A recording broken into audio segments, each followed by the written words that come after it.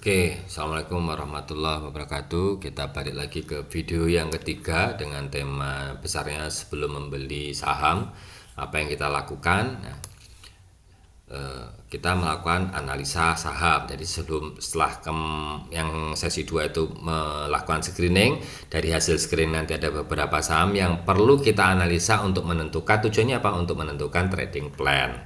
Ya. Nah, ini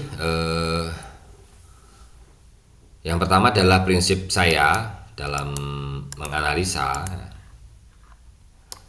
saham itu harus low risk. Jadi kalau di sesi 1 ya ada sesi mengenai buy on weakness. Jadi saham itu maksudnya ya ini saham itu harus low risk. Versi saya itu harus low risk.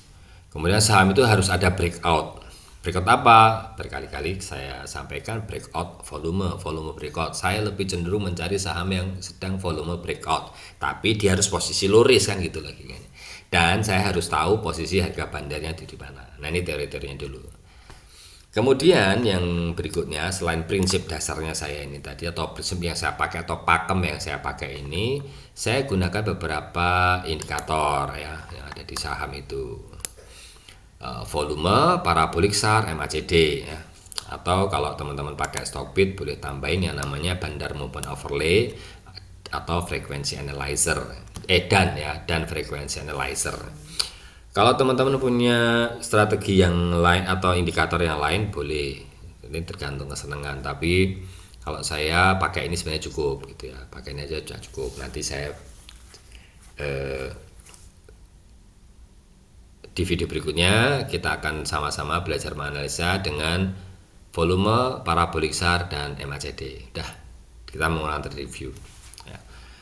Kemudian dari analisa itu yang penting apa? Kita harus tahu atau kita harus bisa menentukan support and resistance-nya. Ini paling penting karena yang namanya low risk kita harus tahu dia berada di support ya. Namanya low risk itu harus berada di support atau di dekat-dekat support, atau kita bisa tentukan oh ini low risk atau mid risk atau high risk. Nah, kurang lebih kayak gitu. Kalau sudah mendekati resisten berarti dia sudah cenderung high risk. Kalau masih di dekat support berarti dia masih low risk. Kalau di tengah-tengah gimana? Itu berarti mid risk. Mid risk apakah diambil? Nah, semua juga tergantung dari analisa kita berikutnya.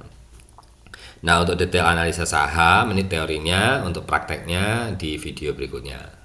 Thank you. Assalamualaikum warahmatullahi wabarakatuh.